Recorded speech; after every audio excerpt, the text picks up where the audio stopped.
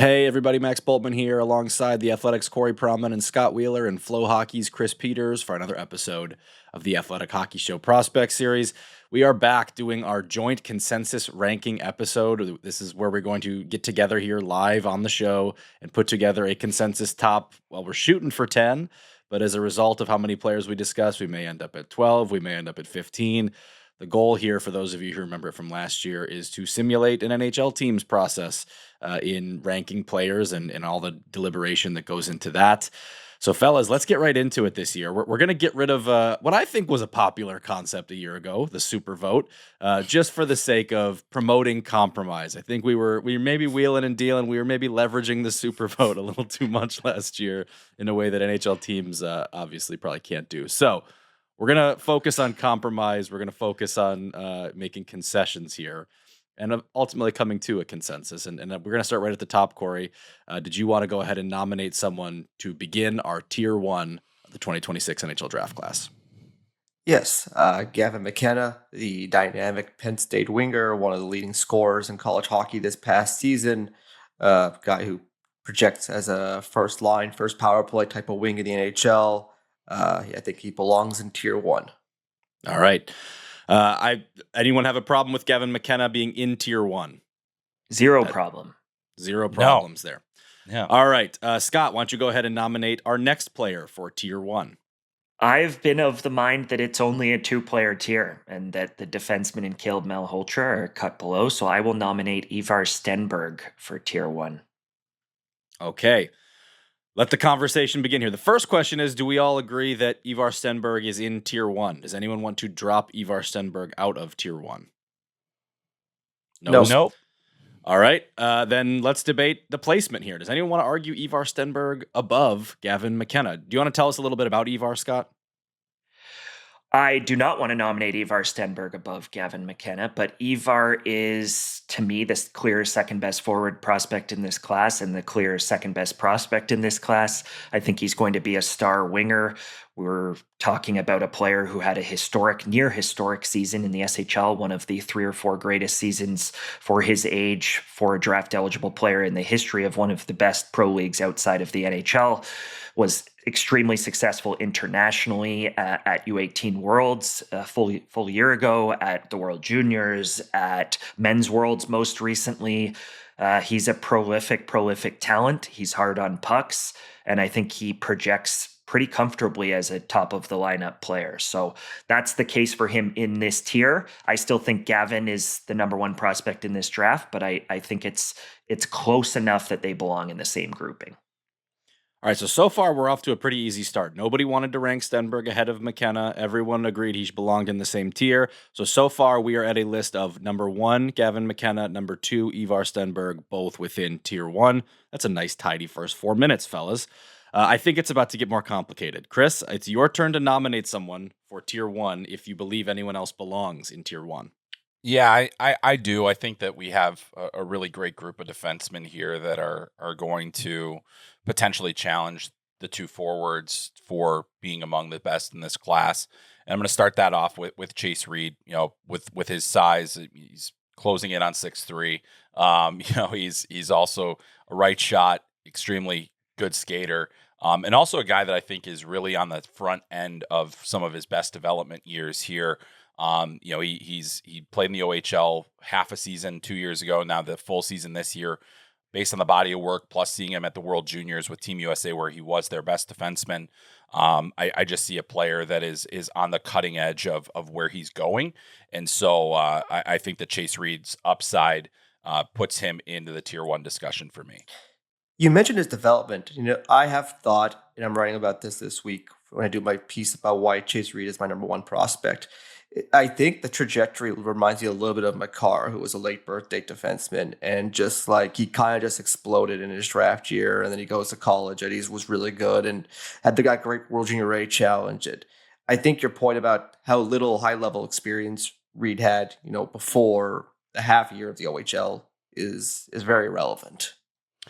Yeah, and to me, the other thing that strikes me is that he goes from that to being one of the most utilized defensemen in the OHL, period, and that the results were very strong for a good team. So, you know, I think that, to me, there's a lot to like about him, and not just in where he is right now, but where he's going. Because where he is right now is pretty darn impressive. And then you kind of like stretch that out to the next tier or the next range of where he goes developmentally, especially going to Michigan State, where I think maybe he doesn't have an amazing freshman year, but does he spend a sophomore year there and then have that Makar-like kind of explosion? I could see that happening too.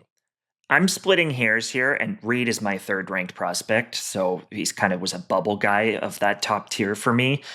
My reluctance with placing Reid in that tier, though, is that despite the fact that he is an offensive defenseman and that is the sort of primary focal point of his game, he hasn't produced like it. And he hasn't produced like it. And he is early in his trajectory and early in his development. I agree with that.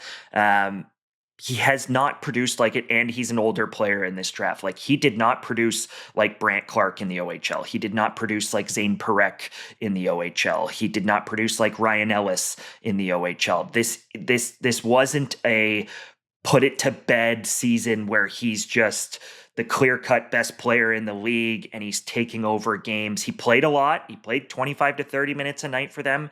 He was a point per game guy. But the statistical profile for his age did give me at least a little bit of pause in terms of putting him with players like Gavin McKenna and Ivar Stenberg, who have done historic things at different levels. Gavin in the WHL, Stenberg obviously in the SHL. We didn't see Reid reach that level. So I think you're just counting on more coming for him. And you're counting on that in a player who's already on the older side of this class. Now, Stenberg and McKenna are also on the older side of this class, but a year ago they were doing historic things. And I just think you're placing more sort of runway on Reid than maybe he warrants. I think I agree with you that, like, I don't know if the offense is going to be elite. I think it's really good. I don't know if it's elite, but you compare him to Bouchard, to Ellis, to Brandt Clark. He's a dramatically better defender than all of those guys. Like, his skating is way better than all three of those guys that you named, to go with the size profile too. So I think that would be my distinction there when comparing them to them. Like, to me, the conversation is, how does he compare to those guys? It's, how does he compare to Mikhail Sergachev? How does he compare to Drew Doughty? How does he compare to Pavel Mintyukov? That to me is more the names I would think of as opposed in terms of the player types anyways. If we're comparing him to Pavel Mintyukov, I don't think he belongs in the tier 1 of a draft. And I would probably say the same thing of Sergachev, and obviously Doughty is Doughty. If you think he's Doughty, then he belongs with McKenna and Stenberg. But if you think he's Sergachev or Mintyukov, like, I don't know that he belongs in that group. I think he's close to what Doughty was at the same age. Like, just that's kind of, I don't know if he is Doughty at the same age, but I think he's close. That's kind of been my thought process when evaluating Reid. All right, so we've got Chris nominating him for tier 1. Scott, I think, has kind of told us he does not feel that he's in the same tier, even if it's close. Corey, you have him as your number 1 player, so we know you have him in tier 1. That puts it at 2-1 between you guys. I tend to think that this is a bigger group at the top of the class, so I think that he belongs in tier 1 here, Chase Reid. So that gives us 3. So, Scott, are you okay with us putting Chase Reid in tier 1? All right. So now that he's in tier 1, we got to place him here. So Corey, you've kind of made your case already for Reid as the top player in this class. Where do we want to slot him here? Chris, why don't you kind of take the lead on this? Yeah, I mean, I'm going to have him behind the 2 wingers. I'm going to have him at 3. And the reason being, for some of the reasons that Scott mentioned, is that while I do see that runway that we have for Chase Reid, where he is kind of, we're kind of projecting out a little bit more based on where he is right now, there's always risk in doing that. I think that this is more of a risk assessment. I feel a little bit more confident that both McKenna and Stenberg are going to be top line producers. And while I believe that Reid has the capability to be a number 1 defenseman, I can't, I don't have the level of confidence at this point to say that he's definitely going to surpass what those other 2 guys have done. Now, I could definitely be persuaded into Reid in the 2 range, and I think it's personally, I think it's very close. The only reason that I'm not putting him ahead of those guys is simply because I'm projecting out more with him than I am with the other two, I feel like. Okay, here's a question in response to that. Let's say Reid's offense isn't special. Let's say it's 50-point offense. How good does Stenberg as a 5'11 winger have to be to overcome a 6'3 defenseman who can put up 50 points? Like Thomas Harley's on Team Canada with roughly that profile. Yeah, I mean, I really do think that Ivar is going to have to be an 80-point winger, to overperform that value, because I do put such a tremendous value on the amount of minutes that I think Reid can play in that setting. A 50-point defenseman, a guy that probably is a U.S. Olympian in this case, where it's like that's where.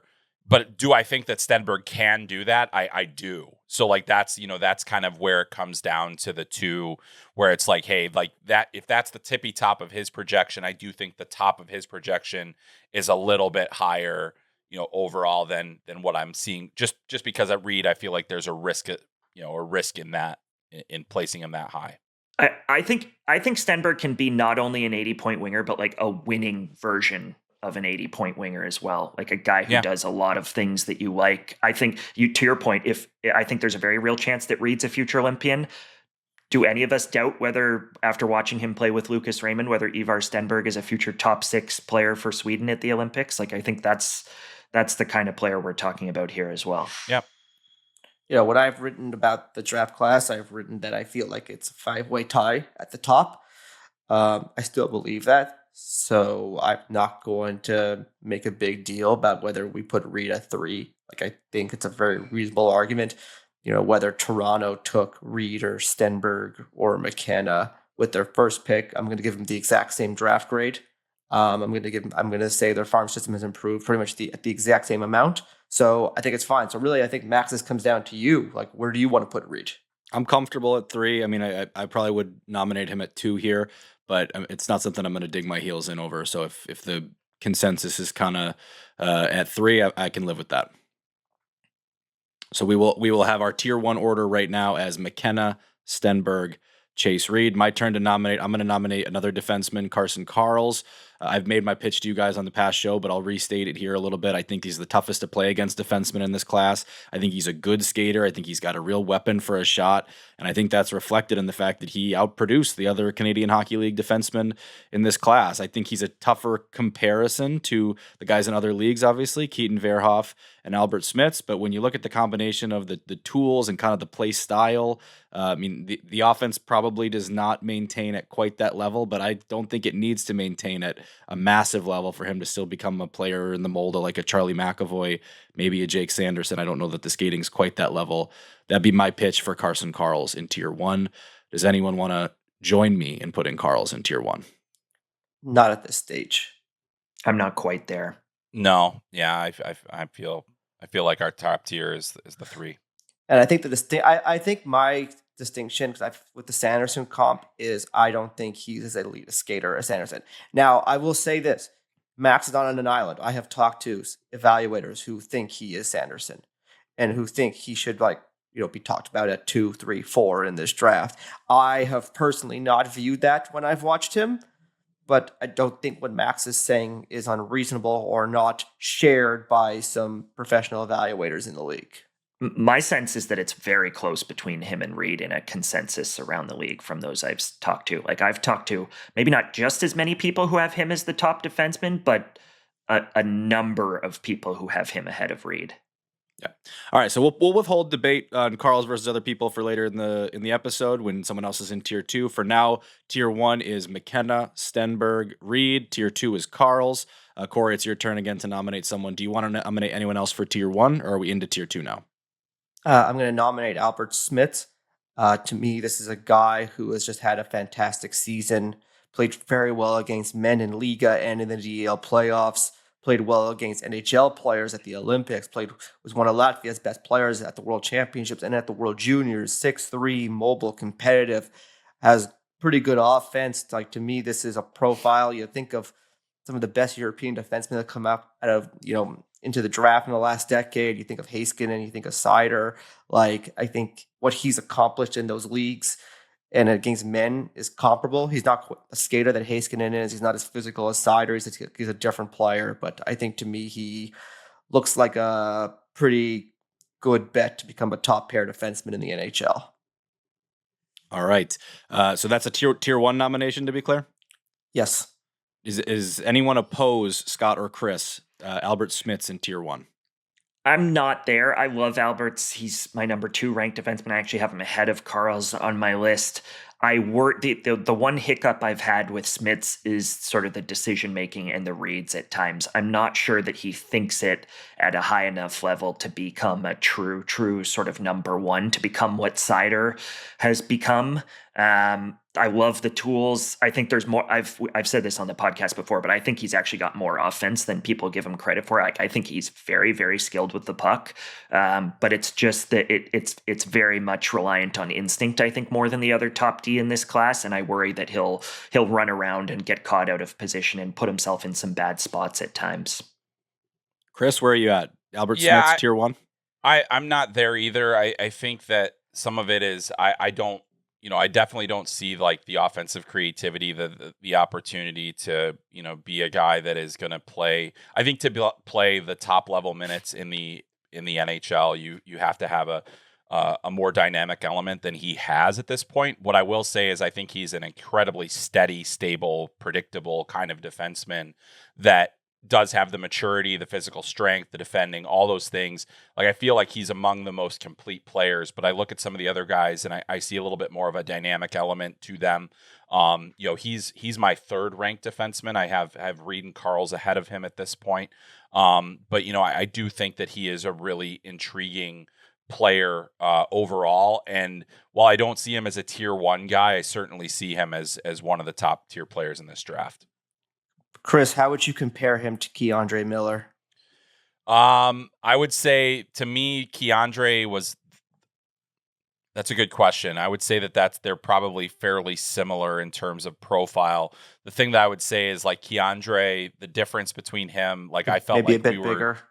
He was bigger, and then also on top of that, he really was kind of he was more raw than, for sure, than Smits was. Like, I think Smits is more advanced, and I wonder kind of about the floor versus, the ceiling kind of scenario. I felt like Keandre had this ceiling to him that I'm not necessarily sure that I see with Alberts, but at the same time, like, I just look at this guy and I'm like, it wouldn't shock me if he played in the league next year. Like, I think that he's got that capability. He was telling all the teams at the Combine, for what it's worth, he wants to be in the NHL next year. Not that it's his decision, but he seems to be a confident player. Yeah, right, no shortage. So we're going to have Smits in tier 2 here. Now we got to debate Smits versus Carels. So, Corey, why don't you make the case for Smits above Carels specifically? I think he's got just as much offense. I think Carels is way more physical and competitive, but not way more. He's more physical and competitive. Smits is bigger, though. I think there's a little bit more natural offense there with the hand skill, the big point shot. What he's done against men, to me, is significantly more impressive than what Carels did this year against junior players. Like, I think you're doing a lot of projecting with Carels still, that there's going to be offense at higher levels. I think with Smits, what he's shown you against men at various different levels of competition, I feel like there's not a lot of projection. He played against NHL players. He played successfully against NHL players. So I think you take some of the guesswork out there a little bit. I'll say on Carels too, I've had NHL people sort of flag to me that they're not sure he's one of the things that defined him in the WHL this year was how mean he was, how physical he was, his ability to bully guys at times. I've had people flag to me that at 6'1.5" and playing in the 190s, maybe he plays at 200, he's not actually going to be a big defense. Like, that's not a big defenseman in the NHL. And so I do wonder if that's his identity. Now, that it is similar to sort of McAvoy. I actually like the McAvoy comp for Carels. But he's not going to be that bully, mean type in all likelihood, or it's going to be harder for him to be that kind of player in the NHL. Like, he's just that's not huge. Is he not that much different than like Keyshawn Aitchison? Like, I think they're different, but like I feel like that body type's closer to him than it is to like Smits and Verhoeff for me. I like that player too, but I think would he's say a way better skater than Cash. That would be the Yeah, better skater. distinguishing They're both factor there. big point shots, and I think I've seen moments with Carls where the vision I think does look like it projects to be able to play on a second power play. Maybe That's you could fair. say the same for Aitchison, but that'd be my case. But I think these two players are close. They'd probably be close to back to me. Certainly within a group of 2 or 3. Chris, where do you fall here? I think you said you had Carls one ahead of Smits. Yeah, I had him ahead of Smits. I don't necessarily view him as a top tier player in terms of where I look at where the delineation is. But to me, because of I just think there's a lot of completeness to his game. I think he's an incredibly smart player. I also this doesn't really factor into my slotting, but he's like the perfect player for North Dakota. It's kind of crazy. It's hand to glove fit. I think they're gonna really maximize what he does at that school. So I think that's going to take him to another level here. But yeah, I mean, I like the player a lot. I think the offensive game, the flourishing of the offensive game this year really was a selling point for me. And just seeing that physical nature, that he doesn't lose that he often outplays, other top guys because of how much he can impact the game in so many different ways.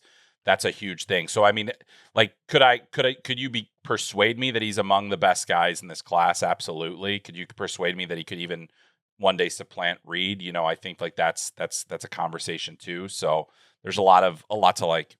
I know I lean Smits, so not to make the case for Chris here, but he was better than, and Reid's obviously not. We're done sort of talking about Reid, but he was better than Reid at the CHL USA in November. Oh yeah, but not at the World Juniors. So no, yeah.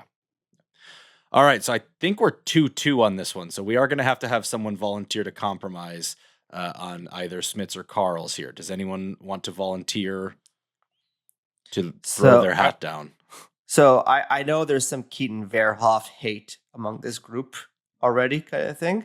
I don't know if I'd say that. Okay, but skepticism? How about skepticism? Yeah. I have him at tier 1. So I can bend on Carls here. But Verhoeff, to me, has to be in the top 7 overall for me to do that. I mean, Scott?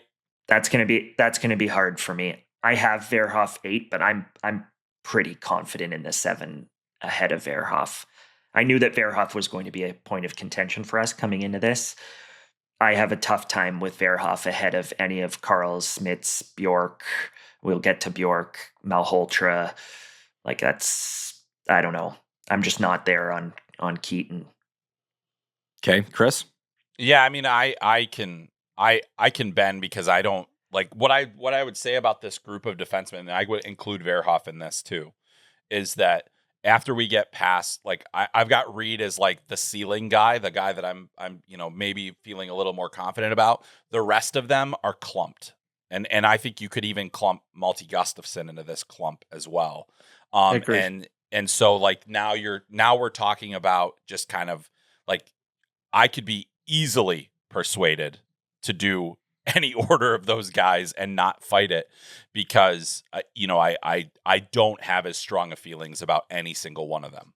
So it sounds like we're putting Smits. We are putting Smits at number 4, Carls at number 5 for where we have it right now, both in tier 2. What I'll say, Chris, I agree with you about the clump, but I just look at it and I see every defenseman in this seems to kind of have a lane, and I think Carls kind of fits into every lane somewhere. He might not be number 1 on maybe number 1 on the physicality, but I understand Corey's point. I think it's a good point about how does kind of size translate into what that style looks like in the NHL. I still think, I think you've used Ryan McDonough for him before. I think Ryan McDonough was plenty physical in the NHL. That was at a Scott's similar point, size. not mine. Oh, sorry, Scott's point. But I think Carls is kind of on all of those, and that's where it elevates to me. But I am okay with this, how we have it standing. So tier 1, McKenna, Stenberg, and Chase Reid. Tier 2, Albert Smits and Carson Carels. I think Corey basically already gave us our next name that we're going to discuss here in Keaton Verhoeff. And it sounds like he's going right at number 6. Well, when did we stop talking about Caleb Malhotra? Yeah. Well, we never started. We're going to get around to it. Malhotra will come up, but we've already kind of broached Verhoeff. Let's just have the conversation. Corey, go ahead. I don't know. He's had the same kind of numbers as a 17-year-old in college that Zach Rowensky and Noah Hannafin did. He's got size. He's a good enough skater. plays both ways, Captain Canada type of character. I don't think the offense is elite, but it's good. Like, he was a top power play guy for a top 5 team in the country in North Dakota. Like, He to was me, this not guy late just, in the year. When the I'm just games talking mattered, about he was not running PP1. No, it was always Liv and Navich running the power play, but he was a part of their power play. And like, I don't know, it's, to me, like, he just checks so many boxes. The body of work so impressive going back to his junior days. Like, I don't see the issue here. I think people are overthinking this one a little bit. I think he's awesome. I don't think his hockey sense is awesome, and that's the thing. Like, his reads throughout the season were not good, and then they got worse. And so I think, basically it got to the point, there was a lot of focus on him. Jake Livanavage was the number one defenseman on that team, and then on top of that, they had other guys that were able to kind of fill the gap. But I think, the other things that I'll say though about Keaton that is important caveats in this is that he was one of the youngest players in college hockey. He's young for the draft class. He does have this incredible, size profile. The adjustment from WHL to college is far greater than I think anybody really anticipated. And it was a significant difference. And his role was different for Victoria than it was for North Dakota. And he had to kind of figure that out. I think that, he's a guy that I would expect to take a big step next year. I think he's a guy that will be a very important player for North Dakota, but my concern is when I see the hockey sense concerns, I look a little bit less. I was like, all the athletic profile and everything looks good, but I think he was jumping into plays in weird spots. He was, not really tracking back all that well. And then, it continued a little bit too at the World Under 18s. I saw a player that I expected to dominate. I saw a player that looked lost at times. And so, I mean, you guys were there. I was watching on video. Maybe you saw it differently. So but I couldn't, I expected him to be a dominant player. Now, I will say, going back to last Under 18s 2 years ago or the year before and his WHL season, the profile there suggests, a lot more to come. And I think I'm not discounting that, but I have more concerns about the hockey sense at this point than I did at the beginning of the season. And to me, that is where I start to draw a little bit more of a line. Yeah, I agree. I don't think he's super smart, but like, I don't think Ekblad is super smart. I don't think Chychrun is super smart. And that's kind of what I kind of project him as at the next level. I worry in terms of him becoming that kind of a player. My worry on top of the hockey sense is the boots, like the pivots, the clumsiness when he has to get going quickly, turns. I've found that to be an issue. I think he skates fine when he's moving. When he has to adjust against coverage or pivot to go back and get a puck, he's almost always losing those races and stumbling a little bit, and it's just not clean. And that is going to be it's the similar issue that I had with Carter Yakimchuk at the same age, but I think that's going to be a bit of an issue. And I think we're going to see almost immediately the difference between Carls and him on that team next year. Like, I just think with the way Carls skates that he's going to quickly become their number one, and that and I don't even see like great offense. Like, he's got the big point shot, but I don't think his hands are particularly soft. I don't think he's a natural playmaker for his line mates. Like, there are just enough question marks there where I would have a very hard time having him ahead of Malhotra or Bjorck with what we've seen those two guys do this year.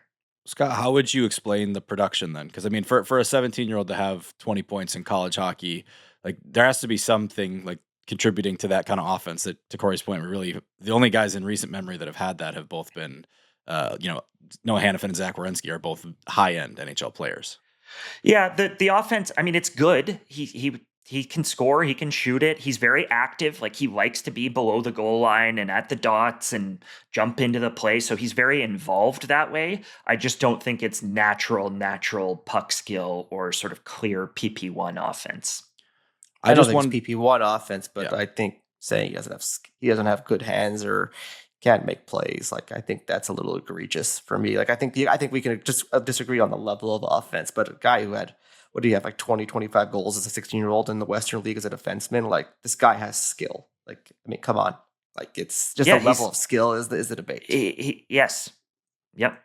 I'd also wonder like how much the age explains both of these kind of conversations that we're having, right? Like if you're the youngest player in your league, I think it's natural that the processing is going to be one of the biggest things that we debate about you, right? I mean, he's about as young as you can be for a college hockey player, and he played in the toughest college hockey conference, the most kind of pro simulated conference. To Chris's point, though, we also saw it at the World Juniors at U18s. Like we've seen it at levels that aren't college wasn't hockey. Great either. His Holinka was just okay too in the summer. I'm also like, we're going to have this debate even more now in the coming years. We've had it with McKenna and with Verhoeff and kind of Lawrence to an extent. I'm not so much a big fan of saying it's college hockey. Like it's so tough. Let's just give these guys a break. It's like, I think I'm with you on that. Yeah. We're getting better answers because it's higher level hockey. Like it's more clear information for me as opposed to not, the proper information just because they weren't playing junior hockey. Junior hockey requires more projection. College hockey doesn't. So I think it's fair to say if a guy like, say, a Lawrence struggles, you're like, oh man, there's some real problems here. But I don't think Verhoeff struggled. I know the second half of the year his offense tailed off there a little bit, but I think his season overall was a successful season. Like in the games that mattered late in their conference tournament and into the Frozen Four, they did not trust him to play him defensively. I know. He was brutal in some of those games. I didn't say he was a top player, but I still think like when you think of how his season went overall, I still think it was a good season. I didn't say it was a great season, but I think it's a good season, and the toolkit is great. So that's more my argument. Is the projection I still think remains positive. Noah Hannafin didn't have a great college season, but he still went top 5 and might win a Stanley Cup here in a couple of days. Yeah. All right. So it sounds to me, based on the discussion here, that we do not have Keaton Verhoeff in Tier 1. Does anyone want to vote Keaton Verhoeff ahead of Albert Smits at the top of Tier 2? No. Does anyone want to vote Keaton Verhoeff above Carson Carels at number 5 on this list? No. I would, but it sounds like everybody here is no, unless everybody says something I hear differently. Scott? No. Okay. All right. So our list right now, Tier 1, Gavin McKenna, Ivar Stenberg, Chase Reid. Tier 2, Albert Smits, Carson Carels, and Keaton Verhoeff. Scott, delayed nomination to you. Yeah, I'll nominate Caleb Malhotra. I thought he had... At which tier? In Tier 2. Okay. I thought Caleb had a tremendous season. I think he's the number 1 center prospect in the class, and I love Viggo Bjorck. But Caleb at 6'1", almost 6'2", the way he skates, the way he thinks the game, the two-way details, the playmaking, the skill level, the runway in terms of his physical development and the likelihood that he's going to add some real muscle here. I'm big on Caleb. I think he's going to be an important winning centerman in a top 6 in the NHL and potentially even on a first line. That is, I think, the crux of the debate with Caleb is whether he's sort of that excellent high end, one of the better 2Cs in the league, or whether he actually has enough offense to be a 1C and a franchise sort of building block. And I think that's a fair debate to have around Caleb. But even if he's the high end 2C, I still think he's a top of this draft level player with all of the things that he's going to bring, with the potential for him to be a captain for you and that kind of a thing. I think he's the real deal. I actually think Viggo Bjorck might be the top center in this draft, actually. Typical Scotty underrates small players, but I think how Bjork looks at the men's world, it's like I actually might have him ahead of Malhotra, but I think they both belong like top of Tier 2 because of the center position and the premium value they could deliver to an NHL organization. I'm going to guess. Would you have Malhotra ahead of all those D, Scott? No. I have Malhotra ahead of Verhoeff, and I have him, Carels, and Bjorck sort of really, really close 4, 5, 6 on my list. So that would Verhoeff's the one I would feel strongly about. I think Bjorck and Malhotra are both ahead of Verhoeff, which would put Verhoeff at 8. Right, but so we have these defensemen now, those 3 defensemen. Who's Malhotra ahead of them for you? So we just get an understanding. Malhotra and Smits and Carels and Bjorck are all back to back on my list. I have Malhotra fourth. I have him ahead of those D. But that's not one I'm going to fight over. Okay, but let's use that as a starting point here. Does anyone want to argue Albert Smits ahead of Caleb Malhotra? I would, just for the reasons I said earlier. I think that he has both the offense, the competitiveness, and the athletic profile. I think, Malhotra, he's a little bit bigger than Malhotra. I think he's got just as much offense. I think he's just as competitive. So I'd lean that way, but I'm fine putting Malhotra ahead of Carels, ahead of Verhoeff. Chris, where do you stand on all this? Yeah, I have him ahead of my tier 2 defenseman. I have him fourth on my list at this point. But again, I think that the distance between those two players or him and the defenseman is really minimal. I think a lot of it comes down to the position based, kind of argument, the importance of the center position, the fact that I think that he can be a top 2-line center, but not a guaranteed number 1 center is probably where, I would have some ability to wiggle off of 4. So yeah, I think that there's, for a lot of the same reasons, like I couldn't project him safely into a number 1 center position. And then, if I have Carels or Smits or any of them as a top pairing defenseman, that would be a more valuable commodity to me. So I think it's close. I still have Malhotra 4, but I don't need to fight that fight too hard. And I think that's kind of the story of the class too, is like the gaps between these players, especially in tier 2, is minuscule as far as I'm concerned. Yeah. Corey, I think there's a lot of teams picking like 5 to 10 are very happy just to let the cards fall as they are, kind of thing, and they'll get a player they're very excited about. Sorry, Scott, I cut you off. No, you're good. If Chris and I were to relent on Malhotra at 4, would you be okay with Keaton at 8? I.e. putting Keaton behind Caleb and Viggo? And those two we talked about, Smits and Carels? Yeah, that's fine. All right, well, we only have 7 right now, but it sounds like we're going to go with Caleb Malhotra at 5. So it's going to be Smits at 4, Malhotra 5, Carels at 6, Keaton Verhoeff currently at 7. Is that correct? Yep, and it sounds like Viggo Bjorck's coming up here, and he's going to be the next player up. And I would nominate him for tier 2. And I think you're looking at a guy who looks like Frank Nazar. He looks like Logan Stankoven. He looks like that next small play driving, hyper competitive centerman who has a path to being a top 6 center in the league. I don't know if he's a 1C, same debates as Malhotra. I think he could be a really good 2C though. And I think the skill, the sense, the competitiveness are all very exciting. I think he's even a much better prospect than Nazar and Benson and all those guys were at the same age too. Like Viggo, what he's accomplished over the last 2 years deserves a ton of respect. Yeah. I think he's a better skating version of Benson, who also happens to play center. Yeah. Yep. Yeah, I'm fully on board with this. I think that Viggo has the best hockey sense in the draft. I think that he's one of the smartest overall players. He just knows how to play. And I say it every time I watch him. Guy just knows how to play hockey, which seems like the most basic kind of analysis, but it's just like he plays it at a level that is above most of his peers in terms of how he processes and how he, the decisions that he makes, and also just that competitive drive that he has is special. So, where does he land then? Where does he land on our list?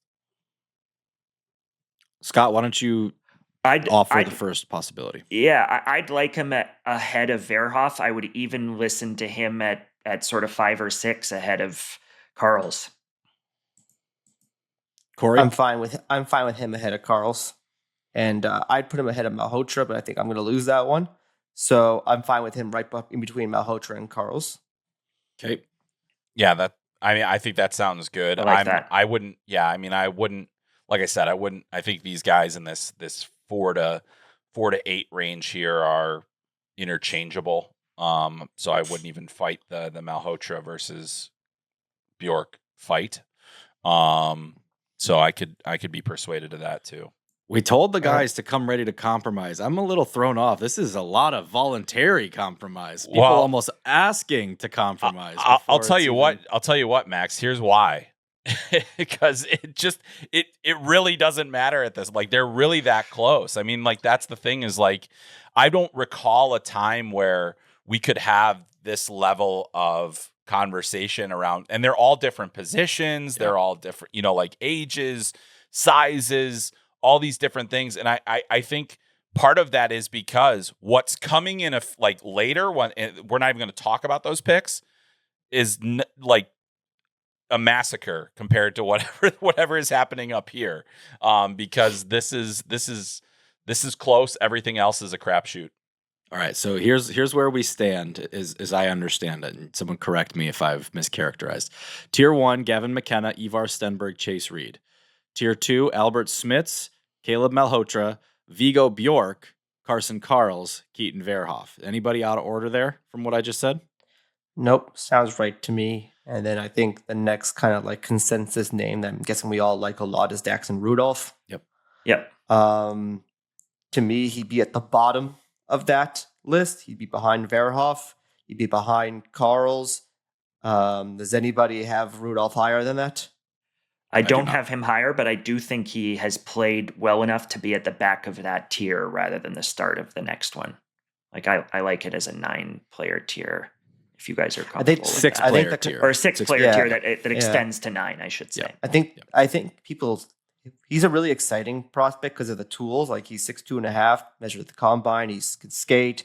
He's got legit skill, legit playmaking ability.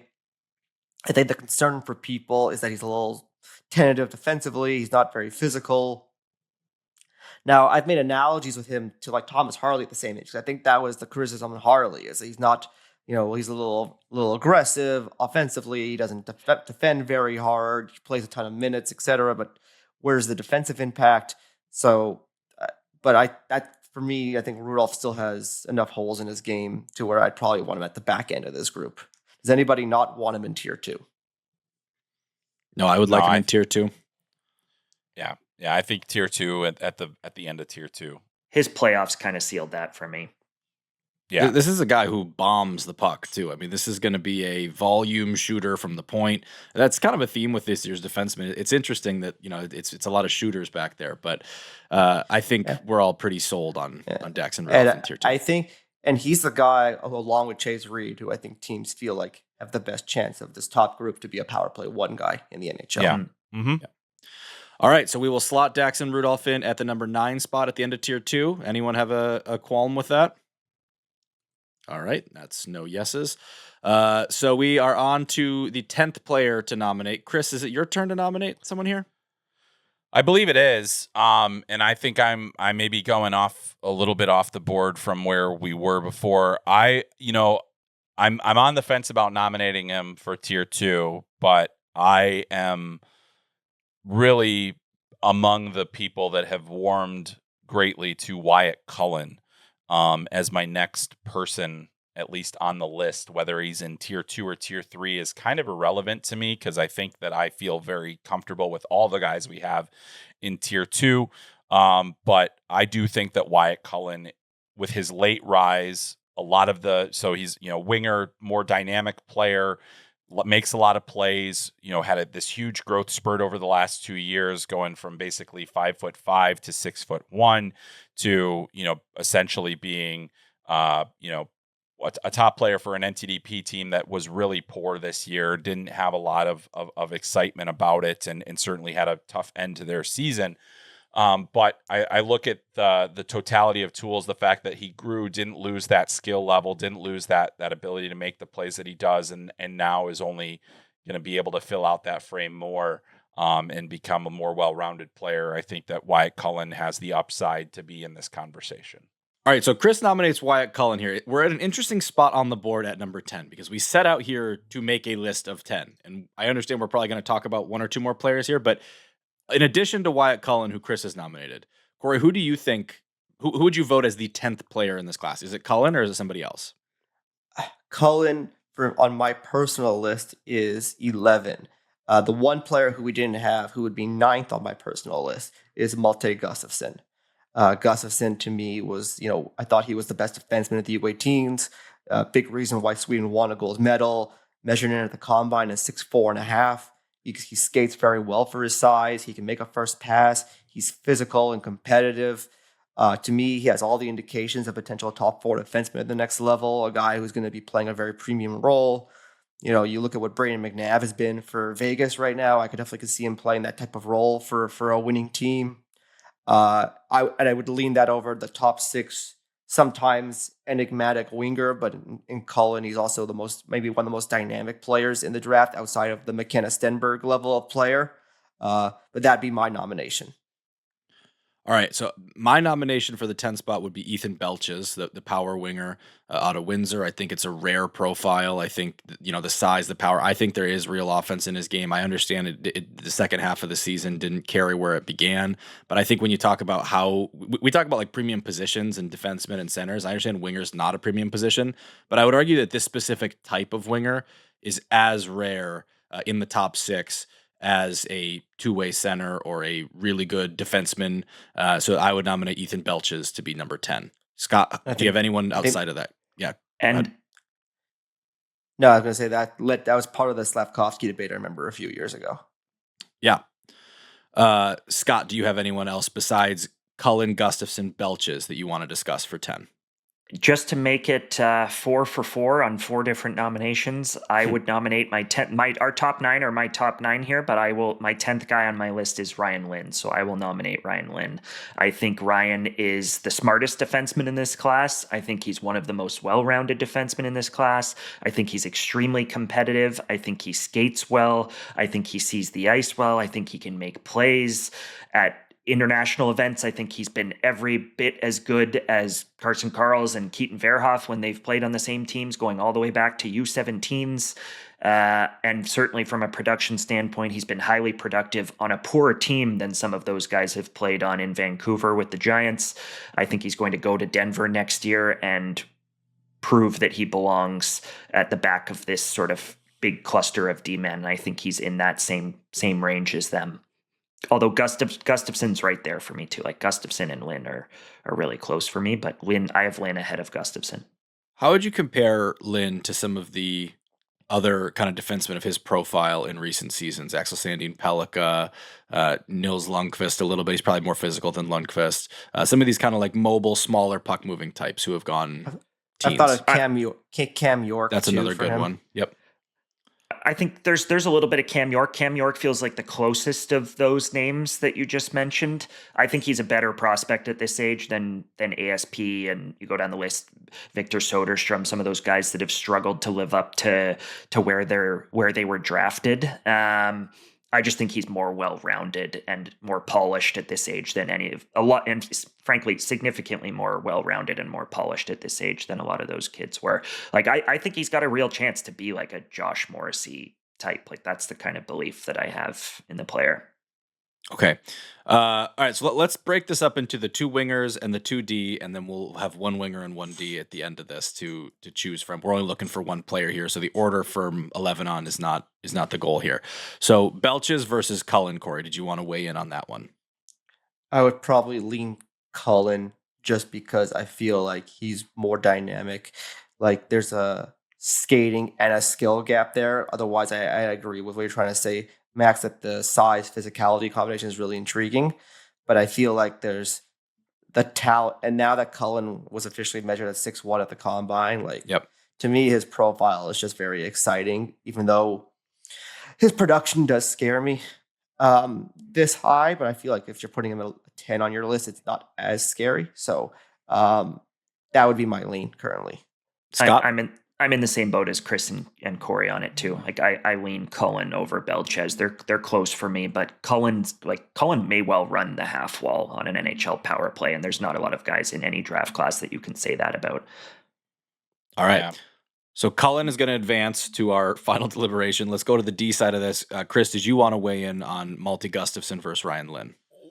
Well, I have Gustafsson as my next player right after Cullen on my list. And I think the size profile, the physicality, all those different things. Like, I think that's a real separator. The fact that he's near, almost 6'5" at this point, and has the mobility that he does. I think it's just, to me, it's a bit of a safer projection. I will say that I think that Ryan Lynn is among the smartest defensemen in this class. I won't dispute that at all. I think that's, a valuable commodity. I think he's going to be a very good player. They're not as close on my personal list. I have Gustafsson here. So I would definitely lean Gustafsson. All right. So are we at Gustafsson and Cullen? Sounds like. What do you think? Yeah, I'm good. I mean, I think close, but I would go with Gustafsson there. So Gustafsson and Cullen are the two we have to debate. Not as easy to compare apples to oranges as the D to the winger. Corey, you nominated Gustafsson. Chris, you nominated Cullen. Scott, I'll give you the first word on settling this. I lean Cullen here. Again, just because of the skill level, I do think there is a question of absolute ceiling with Gustafsson. I think he's going to be a very good middle pairing two-way defenseman in the NHL. I'm not sure that we've seen enough from him against, whether that's at the professional level or even internationally, where he's been very, very good for them. And he's even run their power play over guys like Axel Olofsson or very skilled D-men. But I'm not sure I've seen enough offense to justify slotting him ahead of a winger that I think can be a high-end point-producing winger in the league. Corey, do you want to respond to that? I feel like Cullen, I feel like there's some risk that he's actually going to be that. He's never actually produced anywhere. So I think that's one minor concern, even though I think he has a chance to be a really productive, dynamic player at the next level. I just feel like premium positions, I think Gustafsson's going to be a top 4 defenseman in the league. And I got to be really convinced the winger is different. And I'm not sure I haven't seen the evidence with Cullen in that regard yet. I would say in terms of the production question with Cullen, he was on maybe the worst NTDP team ever. I mean, it's up there. Very low production of a team. Struggled. He was still over a point per game player on that team, which I think is an accomplishment. On top of that, also had dealt with injuries earlier in the season. He's also a September 8th birthday. Yeah, he's 1 week away from not being eligible for this draft, and then also in his youth days, he was always the most productive player on his teams. I love Cullen. Matters. He's right in this mix for me. I'm just saying, if I had to. I think there's, just like with every player, there's risks in a lot of profiles, and this is the risk in this player. You're drafting a scorer who's never actually scored. I mean, he has scored though. That's not at the level of a top 10 pick where you're placing him right now. I mean, you look at NTDP history, he's not close to where guys who go in this range. He could be like Sonny Milano for all you know. That's the risk at this. For the record, Malte Gustafsson has also not scored at the level of a top 10 pick. But I'm not telling you who's going to run a power play in the NHL. Right, but I mean, I think if you're convinced that Malte Gustafsson is going to be, a top, I think there's a ton of value. If he's a top 4D and Cullen is a second line wing, I'll take the top 4D, no problem.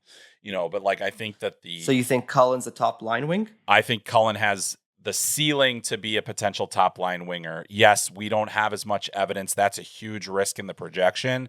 But I look at the dynamic skill, let's get him on a decent team and see what happens. Because Sonny Milano had Jack Eichel, so it's those are the differences that we're talking about. I think this team's looking at the historic numbers for this team versus every other NTDP team is foolhardy. Is the Gophers going to be a good team next year? They'll be better than what he had this year. I'll tell you that much. I think what's interesting about Cullen is, especially for me, who I'm probably in a lower tier, obviously, of when I watch these guys, Cullen performed at every big event.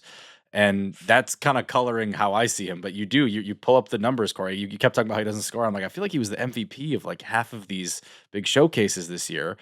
But it is it's point per game at the NTDP, which is, to your point, it's producing, but it's not big time production. So it makes for an interesting kind of assessment, especially if you've only kind of followed the big events this year. Yeah. We got to pick a number 10 here, guys. So we're at the point where we got to vote. It feels like we're going with Cullen here, just based on reading the room. Chris? Cullen. Scott? Cullen. Corey? Gustafsson. I think I want to go Gustafsson too, but I came into it thinking Cullen, but I think Corey kind of won me over with his argument there. So we are at a 2-2 here. I feel pretty ambivalent here. I'm pretty willing to compromise, but does either of you two have any interest in changing your vote? They're back to back on my list, so it really doesn't.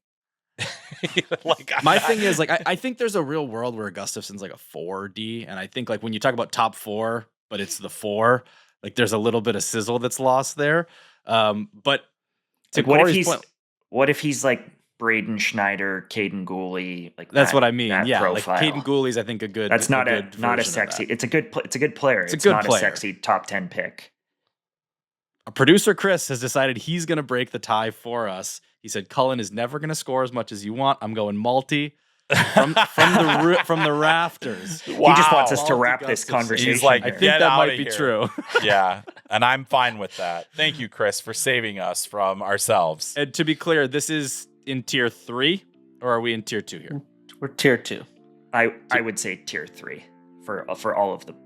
Yeah, Chris, I don't know. It's 3 for me. I'm not there on Gustafsson. All right. So our final board here, through all of this deliberation and debate, tier 1, Gavin McKenna at number 1, Ivar Stenberg at number 2, Chase Reid at number 3.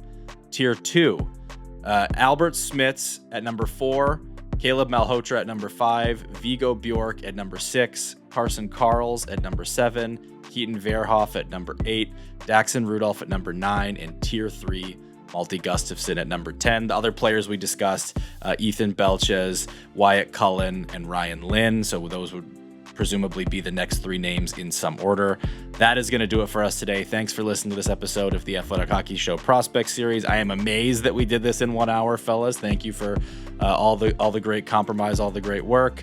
And fans, remember you can catch more of Chris over at Flow Hockey on his podcast Called Up. Much more content from Scott and Corey on theathletic.com. We'll talk to you soon. Thanks for watching. Make sure to like and subscribe and ring the bell to stay informed and catch new episodes every Monday, Wednesday, Thursday, and Friday. And in the meantime, you can join our Discord community. We'll see you there.